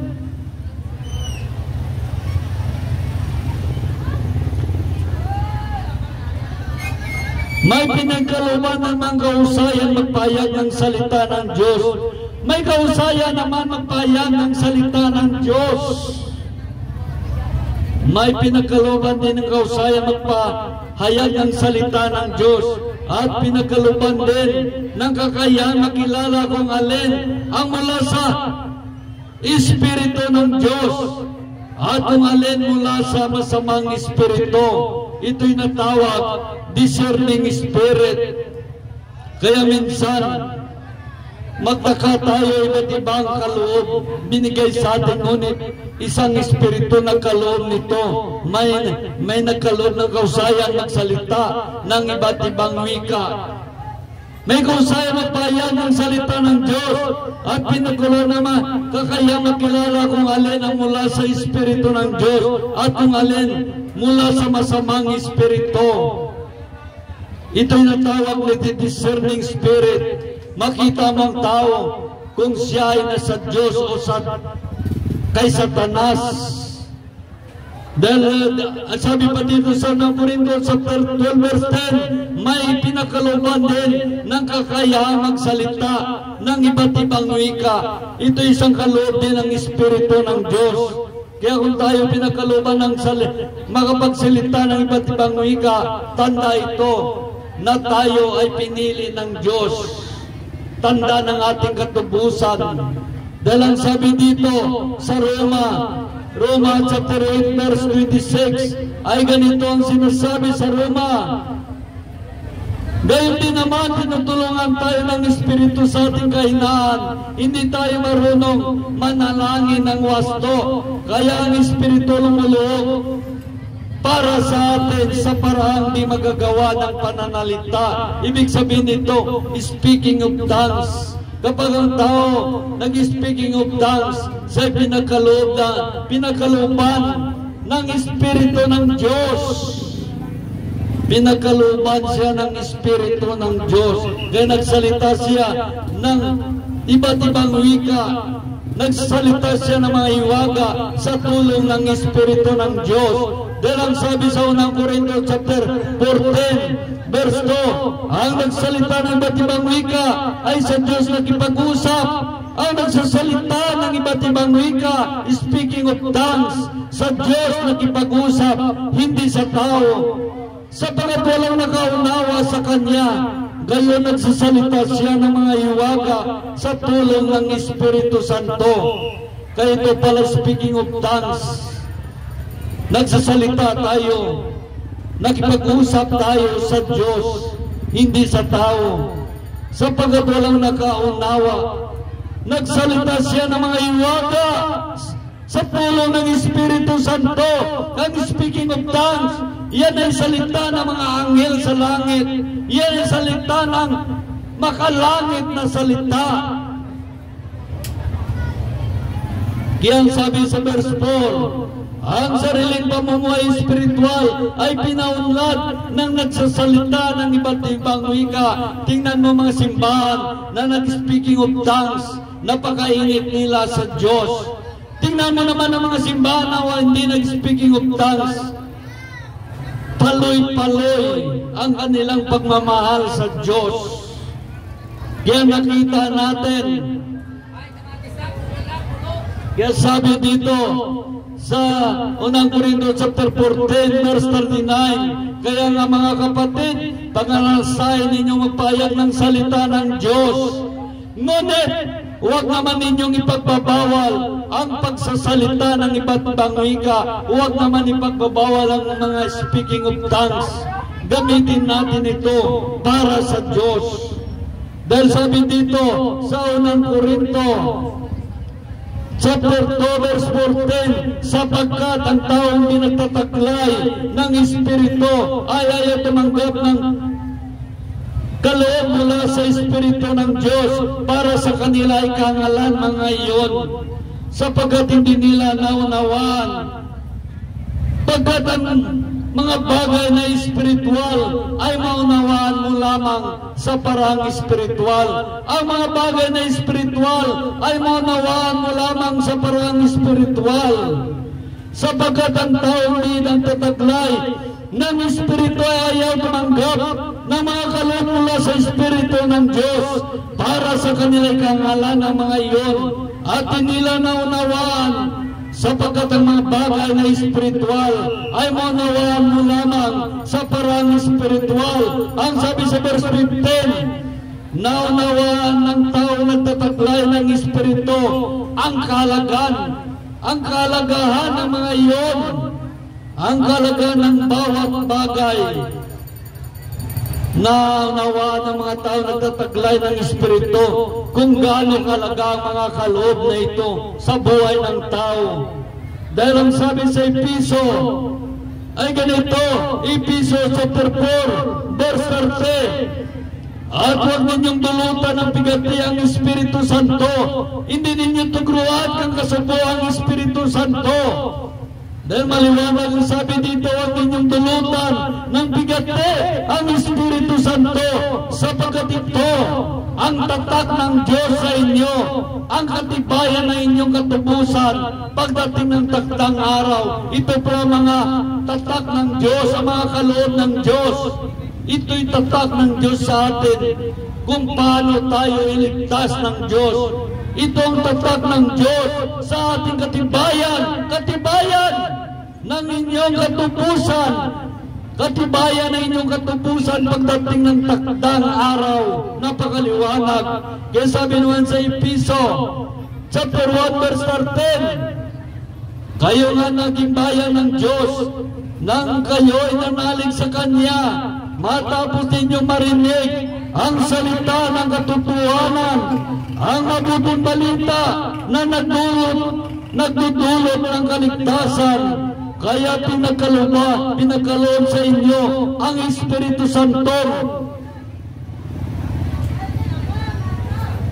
Ipinangako ng Diyos bilang tatak ng paghirang sa inyo. Ang Espiritu ang katibayan ng pangako ng Diyos sa ating mga hinirang hanggang makamtan natin ang lubos na kaligtasan. Purihin natin ang Kanyang kadakilan. Purihin natin ang Kanyang kadakilan. Hallelujah!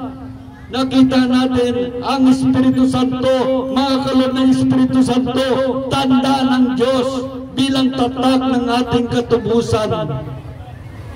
Kaya sabi naman sa unang Korinto chapter 14, ay ganito naman sinasabi sa unang Korinto chapter 14 verse 23, ay ganito naman sinasabi,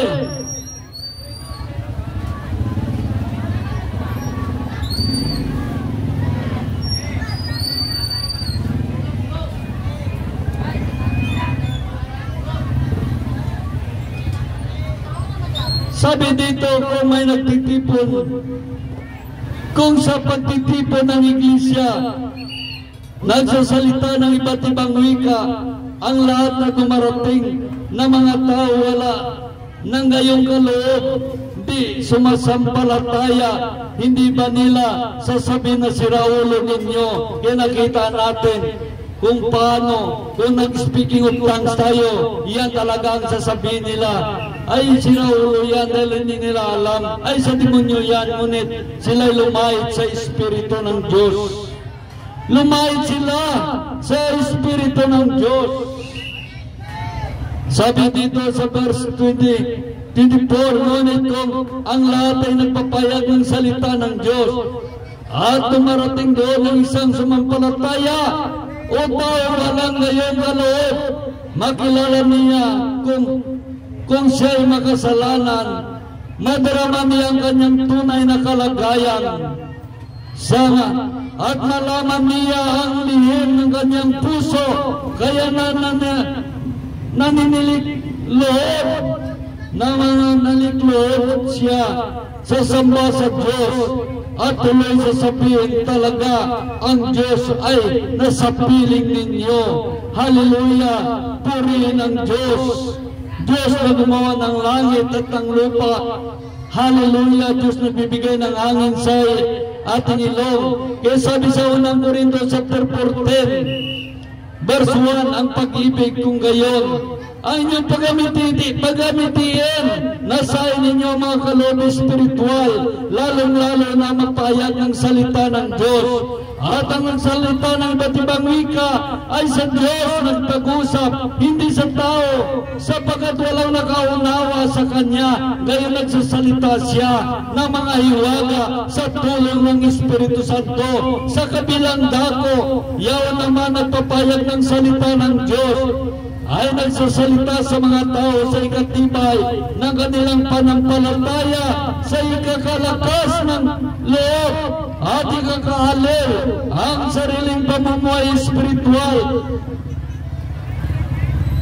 Ang sariling pamumuhay espiritual ang pinaunlad ng nagsasalita ng ibang wika. Ngunit ang iglesia ay pinaunlad ng nagpapahayag ng Diyos. Hallelujah! Sana may napulot kayong aral. Ito lang ang aking mensahe sa inyo para malaman nyo ang kaloob ng Diyos upang hindi ninyo lapastanganin. Huwag tayo maglapastangan sa mga kaloob ng Diyos. Kahit kalitlitan na kaloob ng Diyos, huwag nating lapastanganin dahil ito'y galing sa Espiritu ng Diyos. Dahil magkaroon tayo ng kapatawaran, magkaroon tayo ng kasalanan na walang kapatawaran. Kaya, napakalagang mensahe na ito pang malaman natin. Marami mga tao naghamak sa mga kaloob ng Espiritu Santo. Kaya nagkaroon sila ng kasalanan na walang kapatawaran. Sana may napulot kayong aral sa umagang ito. Ito nais ng Diyos malaman ninyo. Dahil mahal kayo ng Diyos, hindi gusto ng Diyos magkasala tayo sa Espiritu Santo. Dahil pag nagkasala tayo sa Espiritu Santo, nagkaroon tayo ng kasalanan na walang kapatawaran. Kaya mininsay ito ng Diyos dahil nais ng Diyos pabatid sa atin, palagahan natin ang salita ng Diyos at mga kaloob ng Espiritu Santo. Mahal tayo ng Diyos. Nais ng Diyos iligtas tayo. Hindi gusto ng Diyos mapapahamak tayo. Gusto ng Diyos lahat tayo ay mapunta sa langit. Ganon tayo kamahal ng Diyos. Hindi gusto ng Diyos may isa man sa atin mapunta sa impyerno. Kaya buksan nyo ang inyong isip, buksan nyo ang inyong puso. Dinggin nyo ang panawagan ng Diyos, ang pagmamahal ng Diyos sa inyo, kung paano kayo iniingatan ng Diyos. Hallelujah! Ito lang aking mensahe. Purihin natin ang Diyos. Diyos gumawa ng langit at ng lupa. Diyos nagbibigay ng hangin sa ating ilong. Hallelujah! Purihin ang Diyos.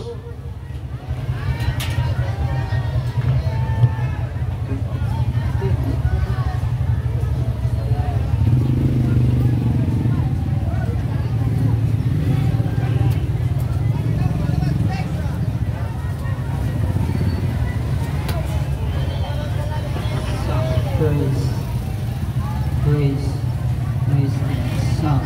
Thank you. Hallelujah. Praise God. Hallelujah. Kalayawan ang Diyos, katangagan, iwan kita pamanandong sa pulong ang Ginoo, pagawang namayag ang Diyos, sa pagsangat ng kapuhi, pagawang ng katahong, ginimok ang Ginoo, nasa pagsangat ng kapuhi, nag-enjoy kita sa pagkabuhi sa kalibutan, nagakabuhi kita sa bugay ng Ginoo. Kanina sa kadyang katiniyon, Hallelujah, Jesus. Kita sa pulong ang Ginoo. Hallelujah. Salamat sa oportunidad na tulong ang Ginoo liwan na makabasa kita,